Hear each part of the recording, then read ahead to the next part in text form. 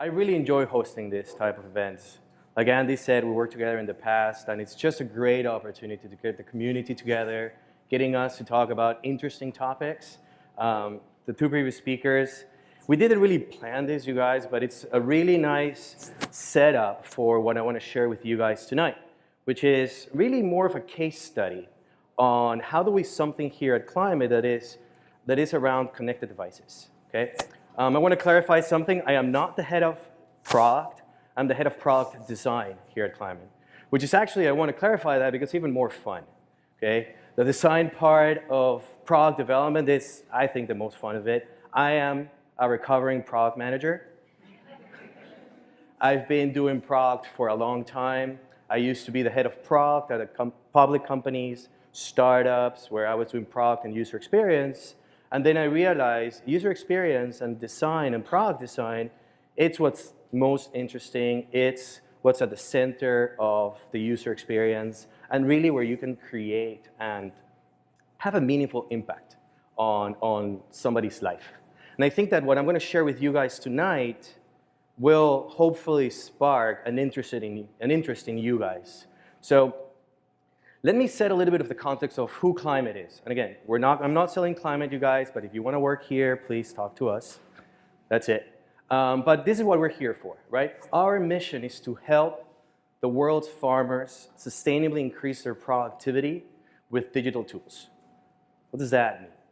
You know, technology has changed multiple industries throughout the years. But what is the last industry standing pretty much? It's agriculture. How many of you guys have done any kind of design work for agriculture? Please, put your hands up. And if you were to Climate, you don't really count. Whoa, I think it's 1, 2, out of probably 100 people, right? What does that mean? There's tons of opportunity, and nobody really has cared about agriculture in the past. Okay, so hopefully you guys will see what are all the cool things that we can do here. So we talked about context, right? You heard Sean talk about context, figuring out what's going on. So meet Nick. He's a farmer in Illinois. How many of you has ever been into the Midwest or is from the Midwest? More hands, thank you. Okay. How many of you have been to a cornfield? Okay. It's fun, right? Have you guys driven a planter, a tractor? Have you guys driven a combine? That's pretty cool, right? Now, Nick has that kind of fun day in and day out when he's in his fields and he's planting something or harvesting, applying something. So what happens? So that's Nick. He's in his combine or his tractor. That's what we call the cab. And he's taking some sort of notes. So what's happening? Right now, he's applying some form of fertilizer on his field. You see corn starting to emerge. Okay, that's pretty cool. Then later in the season, he needs to apply some form of pesticide or whatnot. Maybe some form of disease happened, and he had to go and spray something on his field to try to fix that. Later, finally, boom, I'm going to go harvest. Great. That's a combine. He's going to be harvesting. But you know what? This Christmas, he got a drone. So he now plays with his drones. He's flying them around his field. It's pretty cool. This is a real story. This is a real farmer. This is real stuff. Now, that's the picture that he took. That's pretty cool. Now, I'm not sure if you guys noticed those lines here. You know what those are? The Midwesterners that have been on a field before? Any idea? Wild guess. Those are test strips. What's a test strip? You guys have heard of A/B testing. I want to test design A, design B. That's what's happening here. I'm testing a seed A versus seed B, or I'm testing putting more or less fertilizer, using X product versus Y product. This is how farmers do A/B testing. Okay? So you're getting into the context, understanding what farmers are doing, what their life is all about. Awesome. But this is what happened at the end. This is what he got. His notes, tons of stuff going on, right? Okay, so now we understand Nick. We have that context. We can, feel what's going on. Now, let me give you some more context. Nick doesn't only have one field. He has 40 fields. Those fields are across 40 miles. Each field, of course, is different. In one field, he may be planting corn. In the other one, he's planting soybean. In another one, might be planting half and half. Or he might have different soil types in each one of those fields. Now he needs to make a ton of decisions. You saw what he was doing. He plants, he puts fertilizer, he puts pesticide, whatever that is. And all of those decisions are always connected.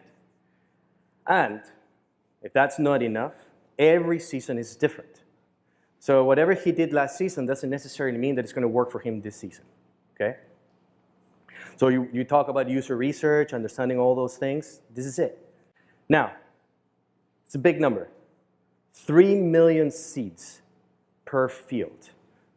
Did you guys realize how many seeds had to be planted in one field? That's on average a 100-acre field. You put 30,000 seeds per acre, you get to 3 million. Now multiply that by 40. Starts becoming a pretty big task for him, right? So, remember that? Okay, we got to do something about that. Remember that machine? Now, what I didn't tell you is that these machines are generating a ton of data. And all of these machines are actually automated in some shape or form. So he comes in, he says, okay, I'm going to go plant this, and he just starts driving his tractor and planting, driving his combine and harvesting. But let's take this a little bit further. Mobile devices are here to stay. So what if we did something with all that data?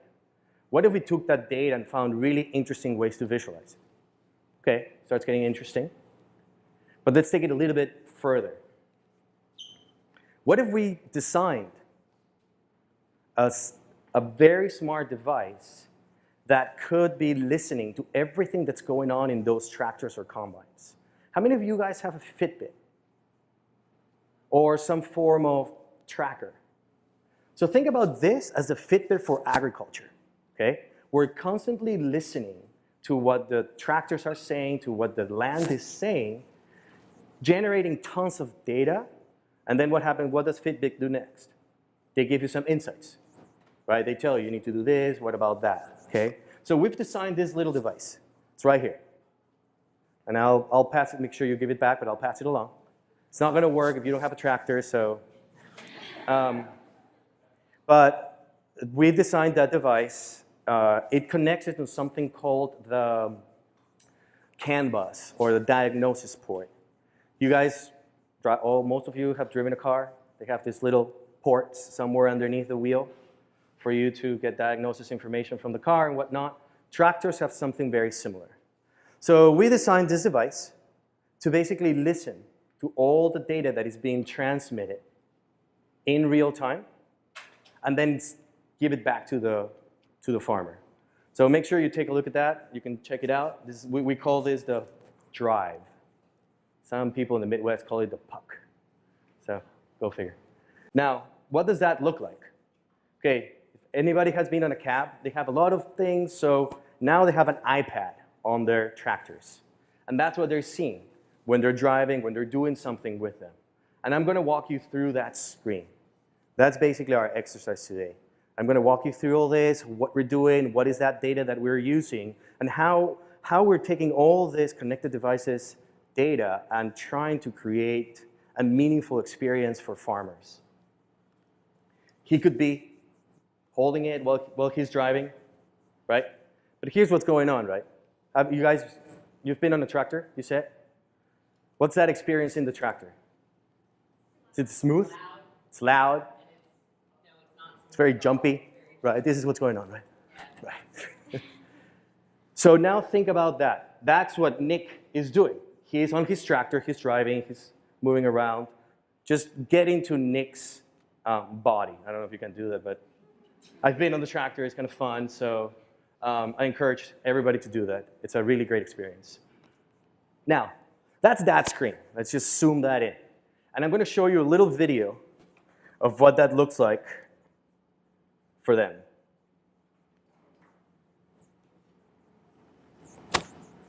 So now what's going on? This is Nick planting, and in real time, from that little device, that drive, we're streaming the data over Bluetooth to the iPad, and the iPad in real time is visualizing all this data. While he's doing that, he can be looking at additional information. So when you plant by a row. So that's what you're seeing there. How many seats are being placed on average? Population is basically the number of seats placed in a specific area. And then by row, so there's 12, 16, 20 row planters. So imagine you're planting 20 rows at a time. So that's what's happening there. So in real time, he's doing this. And he can really quickly identify, okay, if there's something going on or whatnot. So let's go back to this. So that's that screen, you guys. Now, what do we see here? There's a few components that I'm going to start just pull each one at a time. The top right hand corner, that's the navigational area. That's where Nick can go and do different things within the application, within the product. Now, think about the location of that, and I have an iPad here. If the cab is moving like this, how is he going to be able to do anything? Now it's moving. It's really hard. So location-wise, placing it on the top right-hand corner lets Nick rest his hand here, has some form of an anchor, and then he can easily reach to all of these different points. So that's why that is there. Now, what can he do here? He can zoom in, zoom out. He has some tools. He can look at some reports while he's doing this. This is the type of equipment that he's using. This is a field. He can get some additional functionality that is going to come out, and he can go back home of the app. Any questions? I have a question. Yes. What happens if Nick is left-handed?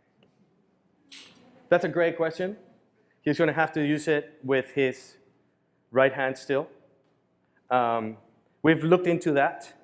The challenge, physically, where all of those screens are in the cab is on the right-hand side anyway. So we're placing that device also on that side. It's a great question. Yes? So she asked, how did we pick the right colors given that this is going to be outside? It's a good summary for accessibility purposes. So we did a lot of testing. We take the app outside. We use it outside. And we make sure that it's actually visible and whatnot. So we're doing that. Next up, so we saw the 6-8 pack now. Now this area here, this is where we're showing them contextual data of what's going on in real time. So here, hybrid, you guys know what that is? The seed. It's the type of seed, right? Those seeds that are like bread and whatnot, they are called hybrids. For corn, if it was soybean, it would be called a variety. You're learning a little bit of agriculture here, right? Nice. So that's what he's using. What is the population? So this in real time is telling him, this is how much seed you're putting in your field. How many acres? This is the field acres. How many have been done so far from counter A for counter B? How many acres per hour? So it's all contextually relevant information for him to make decisions. Am I going at the right rate? Am I applying enough seed? Right? All the questions that are in his head when he's planting, because also think about it, he has one chance to plant, right? And then he's sort of done. Replanting is a big, big deal. Just have that in context. It's not that I can just update the app and I'm done. Okay? It's a very different type of situation for him. So that's what's going on here. Now, this, in context, starts to say, okay, so what else? This is where I'm at. This is the name of the field. This is my season. This is the type of data, or this is the type of visualization that I want. We have other types of visualizations here. Population, hybrid, which is what seed exactly am I putting here. And then our map would change to show that. So he knows which way he went. He knows exactly each row, right? You're going to see the detail of each one of those rows. And then we have this very interesting thing, which is called remote view, which lets others see in real time that So just like you know, remote desktop kind of stuff, it's remote cam. So it's actually pretty cool. You can be in your house and you can see how all of this is going. And then last but not least, we give them some additional context on what does this mean? You're seeing these colors, this is that legend, and then he knows, okay, this green means that it's over 28,000. So he can make decisions real time. He can stop planting and say, oh, there's something going on here. I need to go take a look at that. Now, what else can we do with this data? At the end of the day, he's a farmer. It's his business. He wants to make money out of this, okay?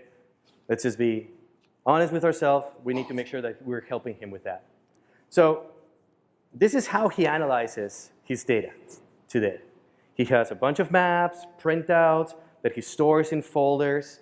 He has yield maps all over the place. He's getting the data out of this. This is an actual screen. That's the display that these guys have. And our iPad app goes next to it, so it's actually an interesting contrast between the two, as you can imagine. This is what his desk looks like at home.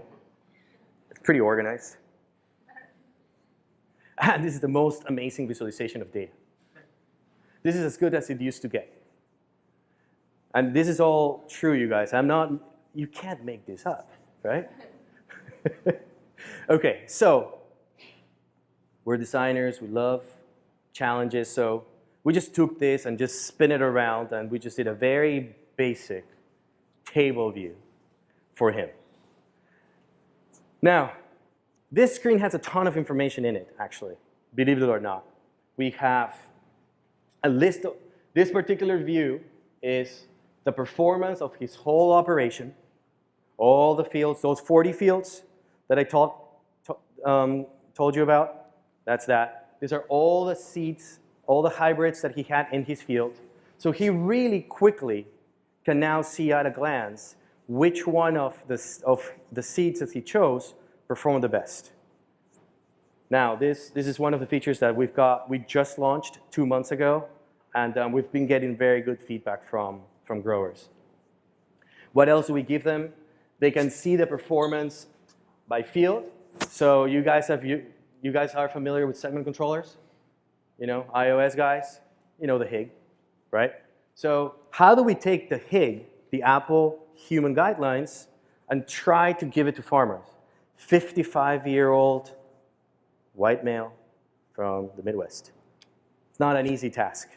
And I have to say, some of the designers are here, and they just do an amazing job. So it's really great. Really simple, really clean. We try to show this very complex system in a very, very simple way. Like one of the best pieces of feedback that we got, or I would say request, was keep doing this, but as you add more things, make sure that you keep it as simple as it is today. And that was just so great to hear. Now, this is kind of neat, but it's not so interesting. Let's look at something more interesting. I love maps. We do a lot of stuff with maps here. So now this is harvest time. We got all that data, right? It's tons and tons of data. We show them that data in a table view, but that's not enough. Let's show Nick all his data on his field and tell him how his field is performing, right? Duh, sort of makes sense, right? So what are we doing here? Let me just break this down. First, similar to the other screen, right? And we're trying to keep consistency between both products, because those are two different apps.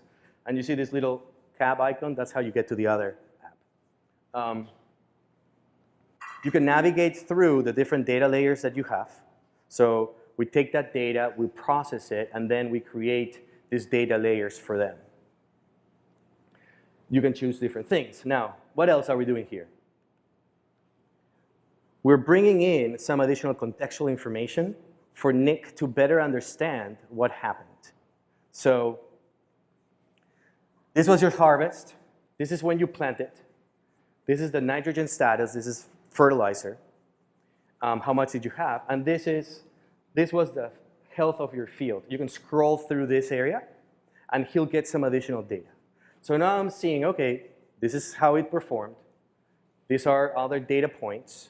So I can start making some interesting sorry, you can start making some interesting decisions based on all of this information for the next season. What else is happening here? The big map, okay? Something that we, and Rami talked about working with engineers and whatnot. Sometimes you gotta fight those engineers. How many of you have had to fight an engineer for, come on, dude, just move this thing 2 pixels? Right, all of us. So this actually was a big fight. Getting this piece here and not having the full nav at the top became a big deal for an engineering team. After weeks and weeks of the engineers going back and forth, we finally got it. These are not mock-ups, you guys. These are actual screenshots from the app that look just like the mock-up. So we got the best of both worlds. Lindsay might disagree with me sometimes. She's one of our designers over there. But that's why I love her, because she's always fighting for the best product out there. So we have tons of room. We open it up. Believe it or not, if I showed you what it looked with that thing on the top, you'd feel so cramped. It was just terrible. So boom, lots to do. If we wanted, you touch this little thing, this goes away. Boom, full screen map view for them. So we're giving them all that room for him to analyze. Now think about the iPad. I can zoom, I can move the map around, whatever you think of, he can do. Again, the context, important. What am I seeing? What does this mean? Here, it's your legend for yield, which is measured on bushels per acre. Anybody knows what a bushel is? Why did we use bushels? No? Okay, you can look it up. No, I'm just kidding. So bushels are, that's how corn used to be sold before. So it's these baskets. So that's around, I think, 55 pounds of corn. That's a bushel. So that's how these get measured. This is how it gets sold. This is how it gets paid. All of those important things. So now he can see, okay, you know what? This area of my field didn't perform as well. I wonder why. Okay, great. We thought about that. So you saw this little button here. We need to be able to let people compare, see things side by side. That's something that they were telling. So how do I figure it out? Remember the maps? Those folders that you had? So he brought one screen, he brought an iPage, he put it together. Same thing. But now, what are we doing here? Taking even more space to be able to let him analyze and give them some reference points. Because as he moves this map is going to move with him. As he zooms in, this one will zoom in, and vice versa. So we're giving them all of that, all of those tools. Now, if he wants to compare it here, he's comparing his yield versus what did he plant. This doesn't tell me much. Although, like, this area is pretty much around here, right? So this seems to be very related to just this seed in particular. So again, that same control back there to the rescue. He says, so you know what? I'm going to look at my soil type. Now he can see, okay, so it seems like this soil type is where this one didn't perform as well. Whereas this soil type is a little bit better. How about this one? So you see those relations that Nick can start to make with this. So then for next season, he can make, remember those strips? Those type of things? He can do different things now. He has much better information. And all we did was just take all this data that was available for him and just did something that made a little bit more sense. At least that's what we think. And I think they like it too. Questions? Yes? So in the soil... It's a great question. Our little puck doesn't know about the soil. We know that. We have that data. So we actually supply the farmers with additional, we call these data layers, with additional data layers. So we have that. However, there are systems that take soil samples as the tractor is going. So we're looking at ways to bring that data in and recreate that data layer. So today, we actually do that with soil tests, samples, which is just somebody walking around. So we do that. So once the technology is ready, we're just going to be able to just bring that in with the drive again. Because that drive is a very small little guy, smart little guy. So it's all happening now. Now, Nick can make better decisions, and he's going to go plant for the next season. And this is a planter, you guys. This guy's here, so that was Nick's story.